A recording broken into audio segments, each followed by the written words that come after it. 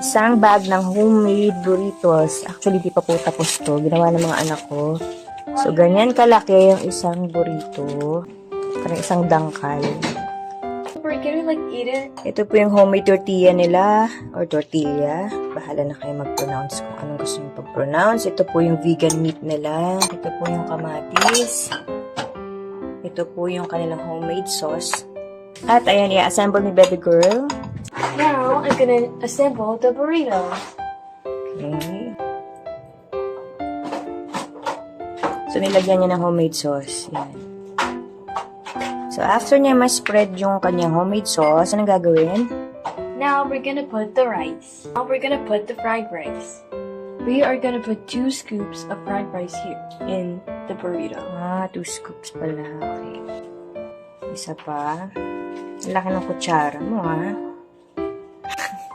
Now we're gonna put the regular rice. Okay, fried rice tsaka regular rice daw. O yung steamed rice. Sinaing. Don't be afraid to like use your hands to like mold the rice because it's okay as long as your hands are clean. Okay. Gets natin yan. Now we're gonna put the vegan meat.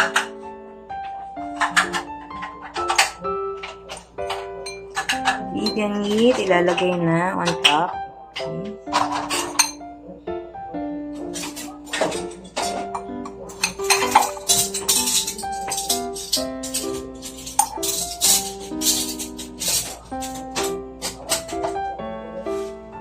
Okay. Okay. Now Diba? we're gonna put the tomatoes. Naubos na kakatikim ni Litlit. Next. Tomatoes. Ayan, yung kamatis naman. Ang ingay ni ate, no? Tsak.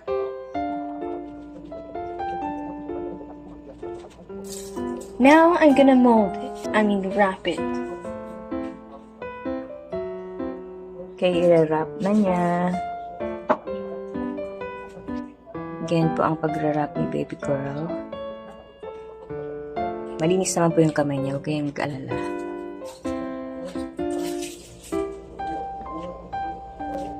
Ayan, gagamitin niya pang paste or pang seal yung sauce natin.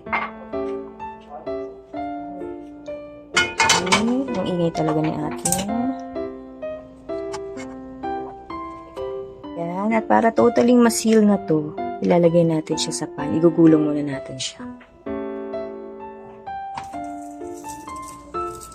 Now it's time to wrap it. And then just wrap it like that.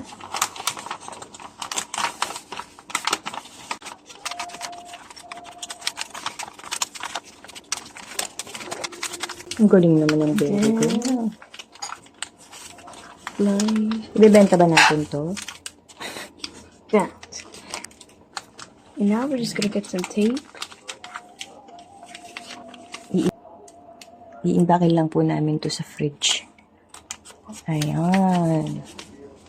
So, ganun po ginawa at nirap ang aming homemade burritos. Meron pa po tayong dalawa doon, hindi pa tapos lahat. So, nakita niyo po kung paano gawin at paano i-wrap.